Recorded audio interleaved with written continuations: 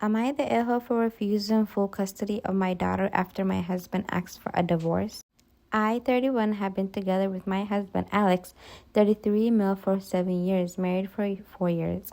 Alex was always really excited about the prospect of children from the beginning of our relationship. I was always on the fence. I've seen how hard single moms have it. I promised myself I'll never be in that position. Plus, I work as a software engineer. I love my career and I didn't want to give it up to be a mom. After Alex and I got married, those fears went away. We were very much in love. I felt safe with him.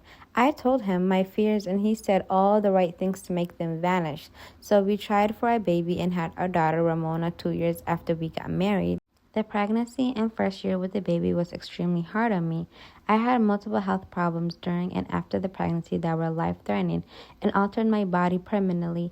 I was disabled and nearly died once in the 6 months after I gave birth. And during this time, my husband grew distant and became very angry frequently when we'd speak. I spent a lot of time. What is wrong with people when they get married and they have kids and then the man all of a sudden starts acting up? Is that a pattern? Anyways, I spent a lot of time in and out of the hospital and was unable to work. So a lot of the baby care went to him during this time. It was all I could do, stay alive and get better, being separated from my daughter and husband so much. Eventually, I did get better, enough to help more with the baby. But after I was discharged from the hospital, he barely spoke to me. I want to clarify early that at no time did I ever neglect our daughter if I was able to care for her. I leaned on him a lot during this period, but I was also fighting for my health and my life so that I could continue to be there for her. If I had pushed myself too hard, I would have made it worse or be dead. We stayed in a state of limbo like this for a while. I was still in recovery, not back to 100% yet, but able to resume a somewhat normal life, and we shared more responsibility with Ramona. I tried talking to him many times over the next 6 months, but it was more of the same thing. He wouldn't speak to me, or he'd get angry and every little thing I did, insist I was making things up and blame me for somehow criticizing him. It was a constant deflection from whatever was bothering him. I got another job about 9 months after the pregnancy, and things seemed to improve for a while. Or at least I thought. Not long after Ramona's first birthday, Alex served me with divorce papers. He said he'd fallen out of love with me a long time ago and he was ready to start anew. Fall out of love with her for what? She had a baby like he wanted, just because she got sick? Anyways, I was in shock. Things had started to improve between us, but he explained that was because he decided to leave and he felt less unhappy. It was a Saturday when this happened, so I made sure he was going to be home to care for Ramona for the weekend. Then I packed the bag and left until Sunday evening. I didn't say where I was going, and truthfully, I didn't really go anywhere but drive. I drove 2 states over by the time I stopped. I needed to think. When I got back Sunday evening, he was pissed. I left him alone with our daughter. He's always seemed really put off anytime he had to care for her alone. This time was no exception. I sat him down and very carefully said, I will grant you a no-contest divorce, but I am not accepting full custody of Ramona. If he was only pissed before, he was explosive now, and everything he hated about me finally came out. That I was a horrible mother, that I wasn't strong enough to even be a mother, that I was too weak to carry a child, and now I'm abandoning her. Well, if you think that she's a bad mom, then why would you leave your child with her? Hello, the mess is not my thing. I very calmly stated that I loved her dearly and would not abandon her, that I would pay child support and visit her every other weekend, that I would be there for her in any way I could. But I had been very clear with him when we got married that I would never be a single mom. He became borderline violent at this point, grabbing things like he was going to throw them and screaming that I was ruining his life on purpose. I wasn't going to stick around to be talked to like this, so I went and checked on Ramona, gave her a kiss, and then grabbed my bag and left. Purr, she ate. A couple of days later, his mother texted me. He left Ramona with her for a few days. She had some nasty things to say to me, that a mother should never leave her child, etc. I told her it wasn't her business and that her son doesn't get a free pass to restart his life because his wife nearly died when she was pregnant.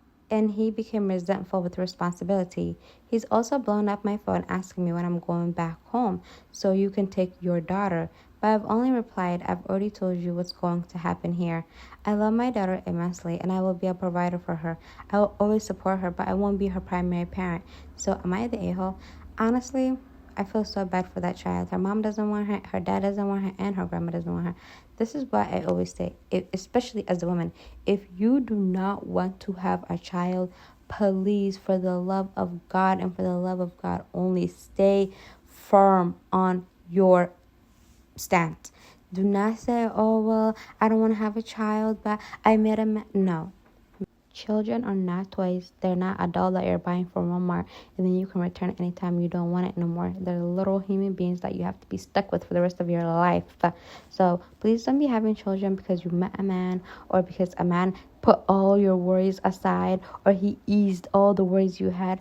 Men have a very, very long track record. I don't want to make this about men, but men have always had a very, very, very long track record of abandoning kids that they said that they wanted to have, having children that they willingly wanted to have, and then abandon them because apparently it's too hard for them. So please do not have children that you do not want. Do not have kids that you're not ready for anything, whatever the outcome is, whether they are sick, whether they're disabled, whether it's a boy, whether it's a girl, whether the man doesn't want to be with you anymore. If you're not ready to be 100% sacrificing for this child, no matter what the outcome is later in life, don't have them. Oh my God, I'm so tired of women opening up their legs, having children that they know they don't want, just for the sake of some raggedy man they married, and then later having regrets talking about, well, I didn't want it, and he said this, and she said this. No, don't do that, please. Am I the a-hole for refusing to cancel my vacation after my brother demanded I pay for his emergency surgery instead? So here's the situation. I, 30 female, have been planning a 2-week vacation to Europe with my partner for the past year. We both saved up a lot of money for this trip, and it's a big deal for us because we've never been on a major vacation together before. The flights, hotels, everything has already been paid for. Last week, my brother, 35 male, called me in a panic saying he needs emergency surgery for a dental issue. It's not life-threatening, but his tooth infection is bad, and it needs to be dealt with soon. He doesn't have insurance, long story involving bad financial decisions, and the procedure is going to cost about $10K. He asked me to loan him the money, but there's no way I have an extra $10K lying around after paying for this vacation. When I told him that, he got mad and said I should cancel my trip to help him, since family comes first. He even suggested I ask for refunds on the flights and hotels, as though that would magically solve the problem. I told him I felt bad for his situation, but I wasn't going to cancel a trip we've been planning for a year over his poor financial choices. Especially, this isn't a life or death situation. He lost it, called me selfish, accused me of abandoning him in his time of need, and got our mom involved. Now my mom is pressuring me to cancel and help him out, saying it's just a vacation and I can always reschedule. But I don't think it's fair that I should be expected to sacrifice something I've worked hard for because my brother can't handle his own responsibilities. Am I the a-hole? Is he lying about the cost to drain me of money or something? I don't think she's the a-hole, to be honest. I hate family members who make bad financial decisions and then now their responsibilities and lack of finances falls on your shoulders. For what reason?